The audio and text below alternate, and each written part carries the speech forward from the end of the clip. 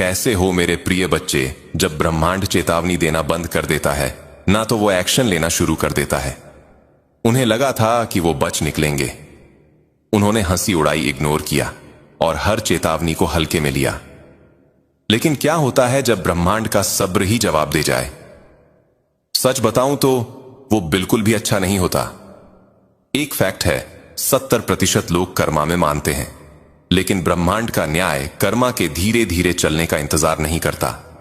जब ब्रह्मांड खुद मैदान में उतरता है तो वो कोई छोटी मोटी सजा नहीं देता, वो तो पूरी ट्रेजिक कहानी लिख देता है। और अब जिन दुश्मनों ने सुनने से मना कर दिया था, वो अब ऐसी बीमारी के साथ जाग रहे हैं जिसे कोई डॉक्टर समझ नहीं पा रहा, कोई पैसा ठीक नहीं कर सकता और कोई कनेक्शन बचा नहीं सकता। उन्होंने चेतावनी को सीरियसली नहीं लिया। अब जरा ध्यान से सुन, क्योंकि असली कहानी तो अब शुरू हो रही है। सबसे पहली बात, आखिरी चेतावनी अब खत्म हो चुकी है। ब्रह्मांड का सब्र कोई फ्री पास नहीं होता, वो तो एक उल्टी गिनती होती है।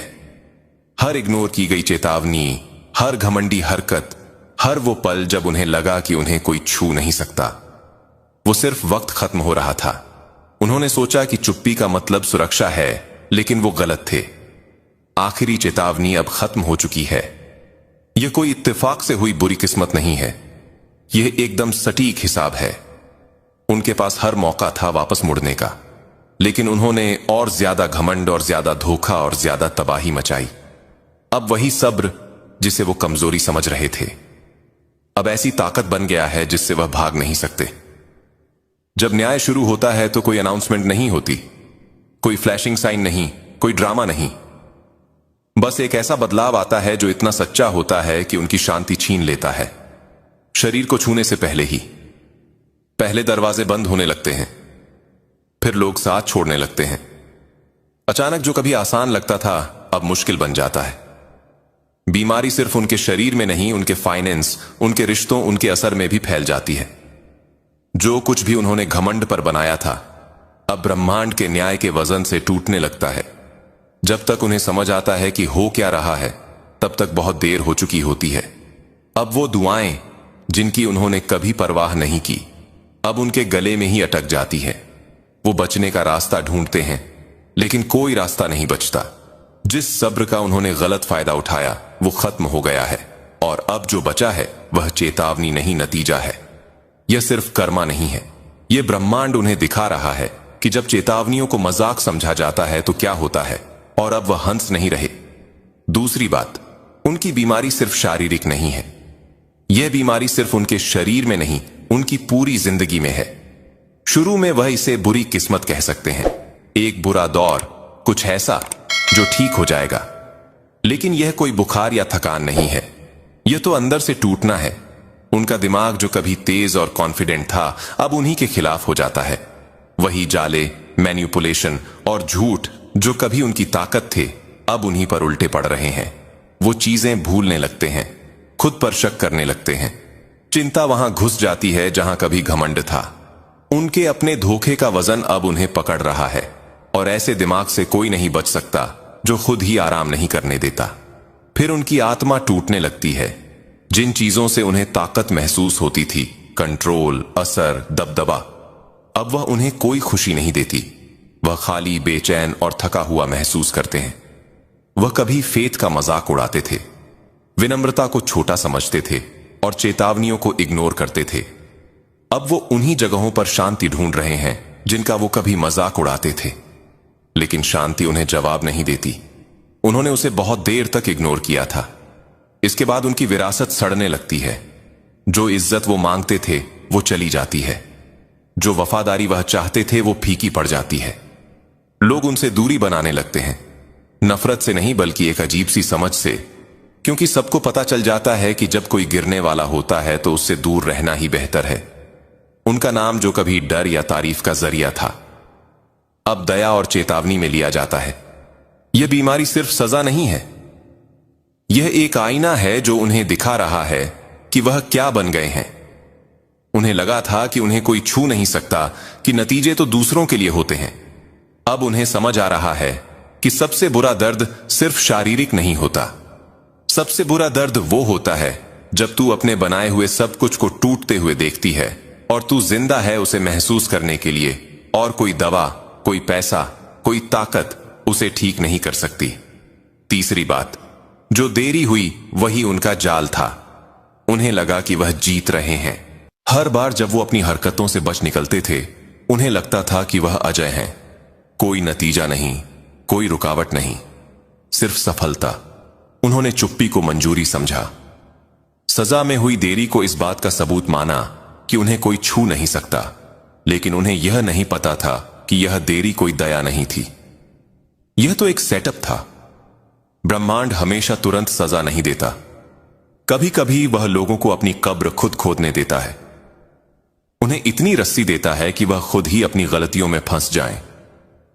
हर वो दिन जब उन्हें लगा कि वह बच गए, असल में वह सिर्फ अपनी असली फितरत दिखाने का और मौका पा रहे थे। वह चालाक नहीं थे, उन पर नजर रखी जा रही थी।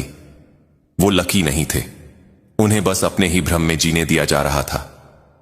अब जाल बंद हो गया है और उन्हें पता भी नहीं चला कि यह कब हुआ। एक पल में वो टॉप पर थे और अगले ही पल वो उन नतीजों से घिरे हैं जिनके बारे में उन्होंने सोचा था कि वो कभी आएंगे ही नहीं। उनके अपने ही फैसलों ने उन्हें फंसा दिया। वो कभी सेफ नहीं थे, बस अंधे थे। अब वो पीछे मुड़कर देखते हैं और समझते हैं कि हर चेतावनी एक टेस्ट थी जिसमें वो फेल हो गए। हर एक्स्ट्रा मौका एक अपॉर्चुनिटी थी जिसे उन्होंने बर्बाद कर दिया। वो रुक सकते थे, वो बदल सकते थे, लेकिन उनका घमंड उन्हें आगे बढ़ाता रहा, उसी हार की तरफ जो हमेशा से उनका इंतजार कर रही थी। अब कोई रास्ता नहीं बचा। उन्होंने देरी को बचाव समझा, उन्होंने चुप्पी को गैर मौजूदगी समझा। अब उन्हें बहुत देर से समझाया, सब्र कोई इजाजत नहीं थी। वो तो आखिरी उल्टी गिनती थी और वक्त अब खत्म हो गया है। चौथी बात, उनके अपने ही हाथों ने उनकी तबाही लिखी। उन्हें लगा कि वह ताकत बना रहे हैं, लेकिन असल में वो अपनी ही बर्बादी के बीज बो रहे थे। हर झूठ जो उन्होंने बोला, हर चाल जो उन्होंने चली, हर मैनिपुलेशन, उन्हें लगा कि वो चालाक है, कि वो कंट्रोल में है। लेकिन उन्हें यह नहीं पता था कि उनकी हर चाल उस बीमारी को बना रही थी जो आखिर में उन्हें ही छा जाएगी। झूठ सिर्फ गायब नहीं हो जाते, वो फैलते हैं, बदलते हैं और ज्यादा ताकतवर होकर वापस आते हैं। जो झूठी कहानियां उन्होंने दूसरों को बर्बाद करने के लिए बनाई, अब वो उनकी अपनी इज्जत को बर्बाद कर रही हैं। जिन लोगों को उन्होंने इस्तेमाल करके फेंक दिया, अब वही लोग उन्हें एक्सपोज कर रहे हैं, उनके खिलाफ हो रहे हैं और यह पक्का कर रहे हैं कि वह बच ना सके। मैनिपुलेशन एक ऐसा खेल है जो सिर्फ तभी तक चलता है जब तक तो कंट्रोल में हो, लेकिन जैसे ही पकड़ थोड़ी ढीली होती है, वही चालें तेरे खिलाफ काम करने लगती हैं। जो भरोसा उन्होंने फेंक किया था, जो रिश्ते उन्होंने जबरदस्ती बनाए थे, जो वफादारी उन्होंने खरीदी थी, सब कुछ टूट जाता है। अब वही लोग उन्हें धोखा दे रहे हैं, मात दे रहे हैं और छोड़कर जा रहे हैं। और सबसे खतरनाक हथियार तो है तोड़फोड़, क्योंकि वो तुझे सिखाता है कि कैसे बर्बाद किया जाता है। उन्होंने दूसरों के खिलाफ इतनी प्लानिंग की कि वो खुद ही हार के एक्सपर्ट बन गए। लेकिन क्या होता है जब उनकी अपनी चालें उन्हीं पर इस्तेमाल की जाए? क्या होता है जब वही जाल जो उन्होंने बिछाया था, अब उस पर उनका अपना नाम लिखा हो? ये कोई इत्तेफाक नहीं है, ये तो नतीजों का एक परफेक्ट सर्कल है। जो उन्होंने दुनिया को दिया, वही उनके पास वापस आना ही था। उनके अपने ही हाथों ने वह बीमारी बनाई जिससे वह अब जूझ रहे हैं, और सबसे बुरी बात, वो किसी और को दोष भी नहीं दे सकते। पांचवी बात, वो बहुत जल्दी हंस ली। वो हंसे जब तुमने उन्हें चेतावनी दी, वो हंसे जब वो बच निकले, वो हंसे क्योंकि उन्हें लगा कि नतीजे तो सिर्फ कमजोरों को डराने के लिए होते हैं। लेकिन वो बहुत जल्दी हंस ली। उन्होंने सोचा कि चुप्पी का मतलब सुरक्षा है। उन्होंने सोचा कि क्योंकि तुरंत कुछ नहीं हुआ तो कुछ होगा ही नहीं। लेकिन उन्हें यह नहीं पता था कि असली हिसाब शोर के साथ नहीं आता। वो चुपचाप आता है, जैसे कोई धीमा झर, जैसे कोई घड़ी की उल्टी गिनती जो सिर्फ उन्हें ही सुनाई देती है जब बहुत देर हो चुकी होती है। शुरू में सब कुछ नॉर्मल लगा, लाइफ चलती रही, रूटीन वही रहा। लेकिन फिर छोटी छोटी चीजें बदलने लगी। जो दरवाजे आसानी से खुल जाते थे, अब बंद रहने लगे। जो सपोर्ट हमेशा रहता था, अब धीरे धीरे गायब होने लगा। जो कॉन्फिडेंस वो कवच की तरह पहनते थे, अब टूटने लगा। ये कोई धमाका नहीं था, ये एक धीमी सी गिरावट थी, टुकड़ों में। जब अब भी यह दिखावा करने की कोशिश कर रहे थे कि कुछ नहीं हो रहा। तब तक सब बिखर चुका था और अब वो हंसी वो गायब हो गई है। वही लोग जो मजाक उड़ाते थे अब डर में फुसफुसा रहे हैं। वही लोग जिन्होंने चेतावनियों को इग्नोर किया था अब अपने ही कंधे पर पीछे देख रहे हैं, सोच रहे हैं कि आखिरी वार कब होगा। वो हंसने में इतने बिजी थे कि उन्होंने अपने सिर पर बन रहे तूफान को देखा ही नहीं। उन्हें लगा था कि यह मजाक है, अब वो खुद मजाक बन गए हैं। छठी बात, उनकी ताकत कोई गिफ्ट नहीं थी, वो एक लोन था। वो खुद को राजा की तरह समझते थे। उन्हें यकीन था कि उनकी ताकत उनका हक है। उन्होंने अपने प्रिविलेज को परमानेंट समझ लिया, यह भूलकर कि जो भी उनके पास था वो सिर्फ एक लोन था। उन्हें लगा कि वह अपने स्टेटस, अपने असर और अपनी कंट्रोल करने की ताकत की वजह से अजय है। लेकिन लोन की भी शर्तें होती हैं और जब वक्त खत्म होता है तो चुकाना पड़ता है। शुरू में गिरावट धीरे धीरे होती है। वही लोग जो उनकी हर बात पर सिर हिलाते थे अब हिचकिचाने लगते हैं। उनके हुक्म में अब वजन नहीं रहता। जो इज्जत वो मांगते थे अब मजबूरी बन जाती है। लोग पास रहते हैं लेकिन वफादारी से नहीं डर से, बस उस मौके का इंतजार करते हुए कि कब भाग सके। फिर बदलाव साफ दिखने लगता है। उनके फैसले उल्टे पड़ते हैं, उनका असर कम हो जाता है। वही सिस्टम जो उन्हें ऊपर उठाता था अब उन्हें रिजेक्ट करने लगता है। वो पकड़ने की कोशिश करते हैं लेकिन ब्रह्मांड से ली गई ताकत कभी भी उनकी अपनी नहीं होती। वो बस एक टेम्परेरी पोजीशन थी, एक टेस्ट था जिसमें वह फेल हो गए और अब कर्ज वसूलने वाला आ गया है। और ब्याज, वो बेइज्जती, नुकसान और उस धीमी सी समझ में आता है कि चाहे वो कितना भी ऊंचा चढ़ गए वो कभी मालिक नहीं थे, बस किराएदार थे उस घर में जो कभी उनका था ही नहीं। अब वो देखते हैं कि कैसे सब कुछ उनकी उंगलियों से फिसल रहा है और वो उसे रोक नहीं पा रहे।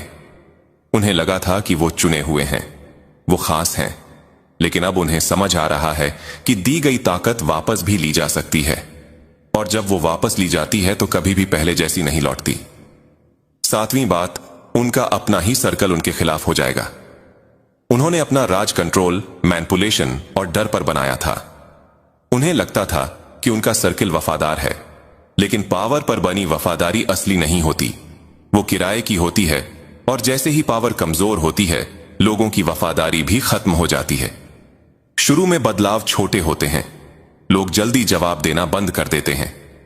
देखो, जब उनकी झूठी हंसी भी फीकी पड़ने लगती है, जब उनकी हर बनावटी मुस्कान में एक अजीब सा खिंचाव दिखने लगता है, और जब वो लोग जो कभी उनकी हर बात पर सिर हिलाते थे अब बस बेन से सिर हिलाते हैं, जैसे कोई निकलने का रास्ता ढूंढ रहे हो, तब समझ जाओ कि डूबते जहाज पर कोई नहीं रहना चाहता। अंदर ही अंदर उन्हें भी महसूस हो रहा है कि पानी अब ऊपर चढ़ रहा है। फिर दूरी साफ दिखने लगती है, बातचीत उनके बिना होने लगती है, फैसले उनके पीठ पीछे लिए जाते हैं और वही लोग जो कभी उनकी तारीफों के पुल बांधते थे अब उनकी बर्बादी के किस्से फुसफुसाते हैं। और जब वो बीमारी, वो न्याय, वो नतीजे इतने साफ हो जाते हैं कि कोई उन्हें इग्नोर नहीं कर सकता, तो उनके दोस्त ऐसे भागते हैं जैसे जलते हुए घर से कोई भाग रहा हो। उन्हें सबसे ज्यादा तकलीफ धोखे से नहीं होती, बल्कि इस बात से होती है कि उनकी कभी इज्जत ही नहीं की गई, बस उनसे डरा गया था, बस उनका इस्तेमाल किया गया था। अब वो कुछ भी नहीं है और बिना ताकत के उनका वो झूठा सर्कल उन्हें अकेला छोड़कर चला जाता है ताकि वो अपना हिसाब अकेले चुकाएं। वही हाथ जो कभी उनके लिए ताली बजाते थे अब उन्हें धक्का देते हैं। वही लोग जो उन्हें डिफेंड करते थे अब ऐसे दिखावा करते हैं जैसे कभी जानते ही नहीं थे। और पहली बार उन्हें समझ आता है कि वफादारी तब नहीं देखी जाती जब तू ऊपर उठ रहा हो, वफादारी तब देखी जाती है जब तू गिर रहा हो। आठवीं बात, अब उनकी दुआएं भी सुनी नहीं जाएंगी। उन्होंने कभी सोचा ही नहीं था कि उन्हें कभी दया की जरूरत पड़ेगी। उन्होंने फेथ का मजाक उड़ाया, नतीजों को इग्नोर किया और डिवाइन जस्टिस के आइडिया पर हंसे। अब जब सब कुछ बिखर रहा है तब वो घुटनों पर आए हैं, लेकिन ऊपर वाले की दुनिया अब चुप है। वो पुकारते हैं लेकिन कोई जवाब नहीं आता, वो रोते हैं लेकिन कोई राहत नहीं मिलती। वही ब्रह्मांड जिसे उन्होंने इग्नोर किया था, वही कृपा जिस पर उन्होंने थूका था, अब उनकी पहुंच से बाहर है। इसलिए नहीं कि ब्रह्मांड सुन नहीं रहा, बल्कि इसलिए कि उन्होंने उसे बहुत देर तक इग्नोर किया। कृपा भी तब तक ही रहती है जब घमंड हद से ना बढ़ जाए। उनके पास चेतावनियां थीं, मौके थे, वक्त था, लेकिन उन्होंने सब बर्बाद कर दिया। अब वह माफी चाहते हैं, इसलिए नहीं कि वह बदल गए हैं, बल्कि इसलिए कि वह तकलीफ में हैं। उन्हें अपने के पर पछतावा नहीं, सिर्फ नतीजों पर पछतावा है। लेकिन ब्रह्मांड बेवकूफ नहीं है। दर्द से निकली माफी जिसमें सच्चाई ना हो, वो सिर्फ एक और चाल होती है, और चालें ब्रह्मांड पर काम नहीं करती। वो अपने पापों में तब तक खुश थे जब तक उनके पाप उनकी बीमारी नहीं बन गए। वो अपनी बगावत में तब तक निडर थे जब तक डर उनकी परछाई नहीं बन गया। और अब जब उन्हें समझ आया कि उन्होंने क्या कर दिया, तब वो दया के लिए ऐसे हाथ पैर मार रहे हैं जैसे कोई डूबता हुआ इंसान हवा के लिए मारता है। लेकिन लहरें उन्हें पहले ही निगल चुकी हैं। ब्रह्मांड ने उनसे मुंह नहीं मोड़ा। उन्होंने पहले मुंह मोड़ा था और अब उन्हें बहुत देर से समझ आया। कुछ दरवाजे हमेशा के लिए खुले नहीं रहते। 9वीं बात, ब्रह्मांड के न्याय का कोई इलाज नहीं होता। उन्होंने अपनी पूरी जिंदगी यह मानकर जी कि हर चीज का कोई ना कोई सल्यूशन होता है, कोई कीमत, कोई फेवर, कोई जुगाड़। जब भी कोई प्रॉब्लम आती, उनके पास रिसोर्स, इन्फ्लुएंस और लोग होते थे जो उनकी गंदगी साफ कर देते थे। लेकिन अब वो ऐसी चीज का सामना कर रहे हैं जिसे इनमें से कुछ भी ठीक नहीं कर सकता। डॉक्टर टेस्ट करते हैं लेकिन रिजल्ट समझ नहीं आते, इलाज फेल हो जाते हैं, बेस्ट स्पेशलिस्ट भी हार मान लेते हैं। यह शरीर की बीमारी नहीं, यह तो ऊपर से आया हुआ फैसला है। पैसा जो कभी सब कुछ सॉल्व कर देता था, अब बेकार है। वो सब कुछ दे देंगे, बस थोड़ी राहत मिल जाए। लेकिन ब्रह्मांड का न्याय रिश्वत नहीं लेता। कनेक्शन टूट जाते हैं।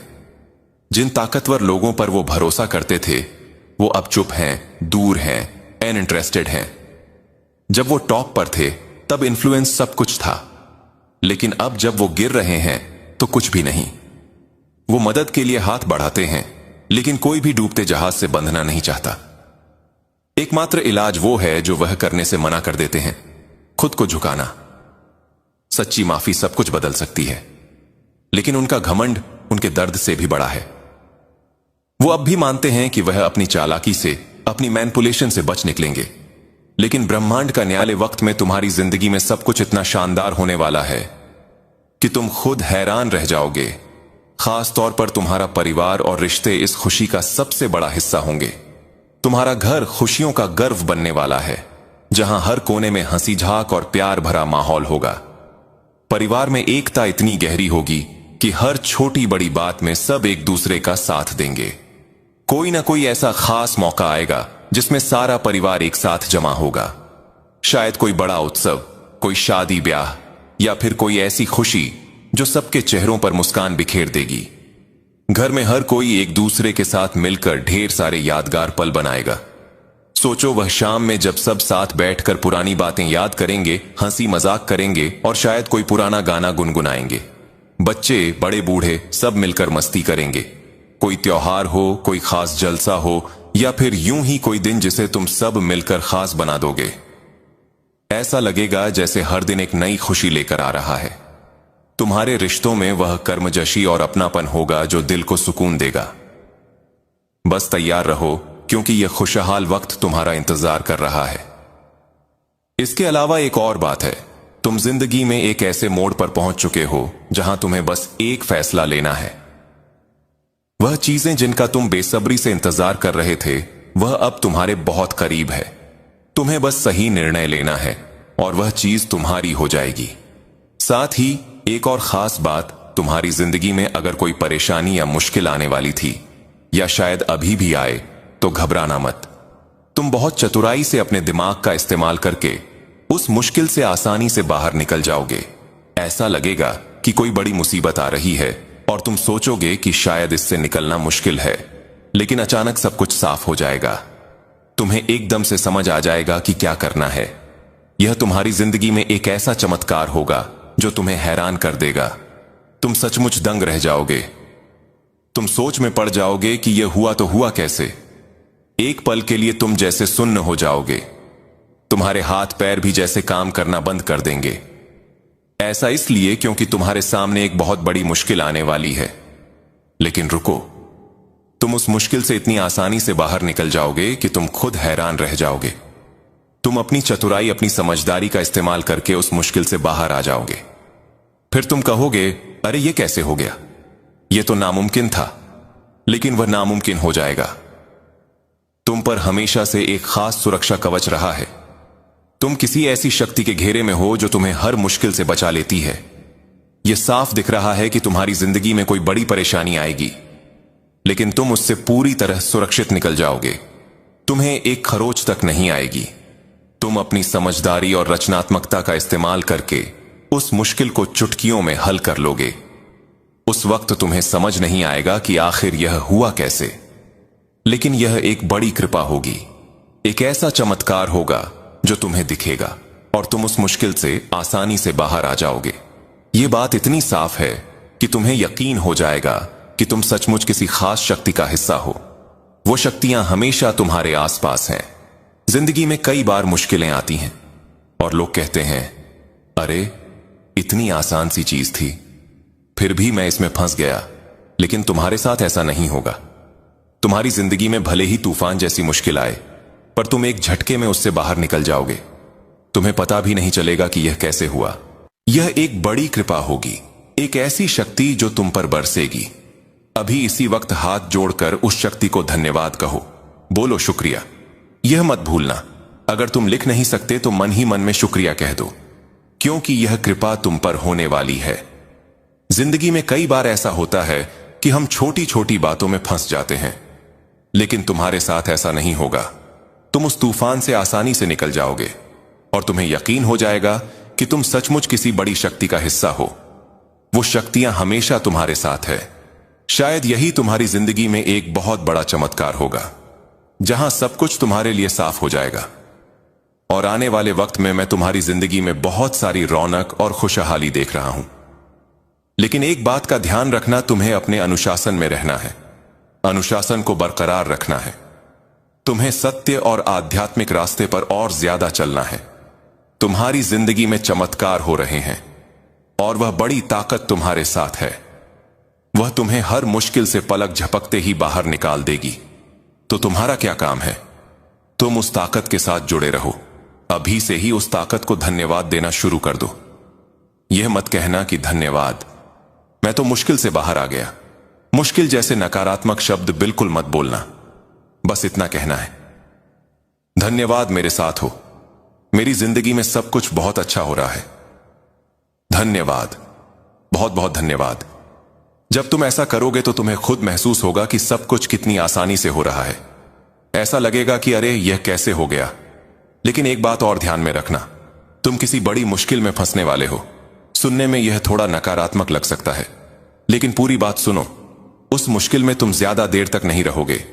पल भर में वह ताकत तुम्हें उससे बाहर निकाल देगी और उस वक्त तुम इतने कृतज्ञ हो जाओगे कि बस सुबह से ही यह संकेत आ रहे थे कि कुछ मुश्किलें आएंगी। तुम्हें लगेगा, अरे ये क्या हो गया, मैं तो इससे बाहर निकल ही नहीं सकता। लेकिन उसी पल तुम्हारा उस ताकत पर और ज्यादा भरोसा बढ़ेगा। हो सकता है तुम्हारी आंखों में आंसू आ जाएं। तुम सोचोगे कोई ऐसी ताकत, ऐसा चमत्कार जो इतना बड़ा है, तुम उस पल सुन पड़ जाओगे।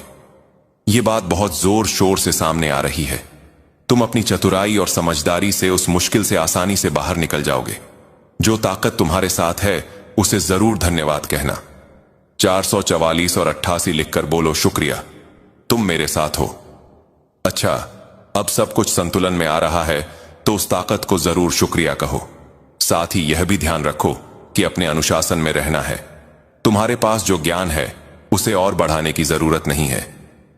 जो लोग यह बातें सुन रहे हैं, मुझे लगता है कि यह संदेश सिर्फ वही लोग सुन पाएंगे जिनके लिए यह खास तौर पर है, यानी जिन्हें उस ताकत ने किसी बड़ी मुसीबत से अचानक बाहर निकाला है या निकालने वाली है। यह बात साफ दिख रही है। तो आइए देखते हैं कि इस वक्त तुम्हारी जिंदगी में ऐसी कौन सी बातें हैं जो तुम्हें जानना बहुत जरूरी है। इन बातों को बिल्कुल भी मिस मत करना, क्योंकि यह तुम्हारे लिए बहुत खास संदेश है। इनमें गहरी और महत्वपूर्ण बातें हैं जो शायद मुझे भी कभी कभी समझने में वक्त लगता है कि यह क्यों आई, लेकिन यह संदेश तुम्हारे लिए बहुत जरूरी है। कोई दोस्त है जो नहीं चाहता कि तुम अपने साथी के साथ खुश रहो। हां, यह संदेश किसी के लिए आया है। कोई तुम्हारा दोस्त हो सकता है या फिर तुम्हारे साथी का दोस्त जो नहीं चाहता कि तुम्हारी शादीशुदा जिंदगी या रिश्ता अच्छा चले। वह तुम्हारे बीच में दखल देने की कोशिश करता है, तुम दोनों के रिश्ते को स्मूथ चलने से रोकने की कोशिश करता है। तुम देख लो यह कौन हो सकता है। कोई ऐसा शख्स है जो नहीं चाहता कि तुम अपने साथी के साथ सुखी रहो। इसके अलावा कोई ऐसा शख्स है जो बहुत लड़ाकू है और तुम्हारी जिंदगी को रोकने की कोशिश करता है। ऐसा इंसान जो तुमसे बहुत झगड़ता है, तुम्हारी जिंदगी में रुकावटें डालता है। तुम्हें तो एहसास हो ही जाता होगा, क्योंकि तुम में वह ताकत है, वह समझ है जो तुम्हें बता देती है कि कौन तुम्हारे लिए सही है और कौन गलत। तुम्हें शायद पहले ही पता चल गया होगा कि ऐसा कोई लड़ाकू इंसान तुम्हारी जिंदगी में है जो तुम्हारी तरक्की को रोकने में लगा रहता है। वह तुम्हारी चमक को देखकर गुस्सा करता है। तुम्हारी जिंदगी में समस्याएं तो आती होंगी, लेकिन तुम उनमें ज्यादा देर तक उलझे नहीं रहते। वह ताकत तुम्हें बड़ी आसानी से उन मुश्किलों से बाहर निकाल लेती है।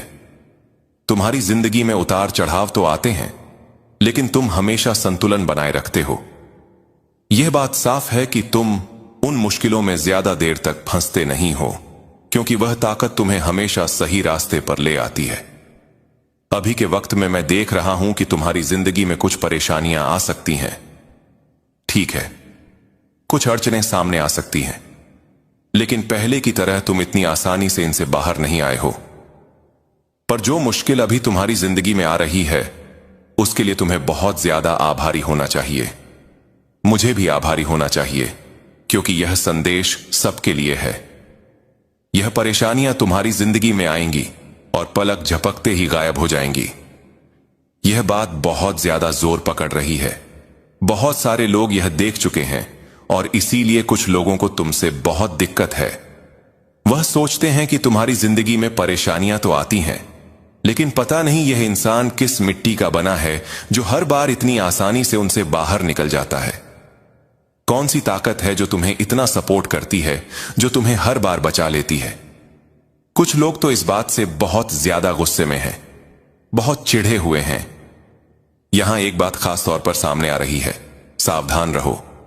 कुछ लोग नकली हैं। हां, तुम्हारे आसपास कुछ ऐसे लोग हैं जो बस दिखावे में तुम्हारे साथ हैं। तुम्हें समझना होगा कि वह लोग सच्चे नहीं हैं। वो बस ऐसा दिखाते हैं कि तुम्हारा भला चाहते हैं, तुम्हारे लिए अच्छा सोचते हैं, लेकिन हकीकत में वह तुम्हारे लिए सही नहीं है। ऐसे लोगों से थोड़ा बचकर रहना, जो बहुत मीठी मीठी बातें करते हैं, जो तुम्हारे सामने बहुत अच्छा बनने की कोशिश करते हैं। असल में यही लोग सबसे ज्यादा खतरनाक होते हैं। सामने से कोई झगड़ा करे वह तो ठीक है, लेकिन जो लोग पीठ पीछे छुरी चलाते हैं, उनसे बहुत ज्यादा सावधान रहना है। ऐसे लोग तुम्हारे लिए सही नहीं हैं। तुम्हें ना सिर्फ खुद को बल्कि अपनी फैमिली को भी ऐसे लोगों से बचाकर रखना है। ये लोग सही नहीं है तुम्हारे लिए। और सुनो, कुछ लोग तुम्हें जितना पीछे खींचने की कोशिश करते हैं, तुम उतनी ही तेजी से आगे बढ़ते जा रहे हो। वाह, यह हुई ना बात। कुछ लोग तुम्हें नीचे खींचना चाहते हैं, तुम्हें दलदल में धकेलना चाहते हैं, तुम्हारी टांग खींचना चाहते हैं, लेकिन तुम तो और तेज रफ्तार से आगे निकल रहे हो। सुनो, तुम्हारी इस चमक को, तुम्हारी इस उन्नति को देखकर कुछ लोग तो बहुत जल्द भुन रहे हैं। वह तड़प रहे हैं, चिढ़ रहे हैं। मैं देख रहा हूं कि कुछ लोग इतना ज्यादा परेशान हो रहे हैं, गुस्से में आग बबूला हो रहे हैं। वह चाहते हैं कि तुम्हारे रास्ते में रुकावटें आएं, चीजें बिगड़ जाएं, लेकिन तुम हर बार बड़े आराम से बिना किसी टेंशन के उन मुश्किलों से बाहर निकल जाते हो। यह लोग तो जैसे पागलपन की हद तक चले गए हैं। वो तुम्हें पीछे खींचने की कोशिश करते हैं, लेकिन तुम और तेजी से और जोश के साथ आगे बढ़ते जा रहे हो। तुम्हारी जिंदगी में मुश्किलें तो आती हैं, लेकिन वह पलक झपकते ही हट भी जाती है, जैसे कोई जादू हो। आज सुबह मुझे कुछ ऐसा ही महसूस हुआ, जैसे कुछ मुश्किलें तुम्हारे सामने आएंगी, लेकिन तुम अपनी चतुराई से, अपनी समझदारी से उनसे आसानी से पार पालोगे। जैसे तुमने हनुमान जी को तो सुना ही होगा ना।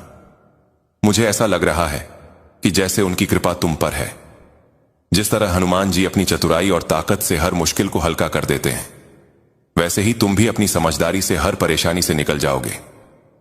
पहले तो शायद तुम थोड़ा चौंक जाओ, सोचो कि अरे ये क्या हुआ, कैसे हुआ, लेकिन बाद में तुम्हें इतनी हंसी आएगी कि बस पूछो मत। तुम्हें लगेगा कि यह तो कोई जादुई चक्कर था जिसने सब कुछ ठीक कर दिया और हां, इस वक्त जो भी त्योहार चल रहा है उसकी वजह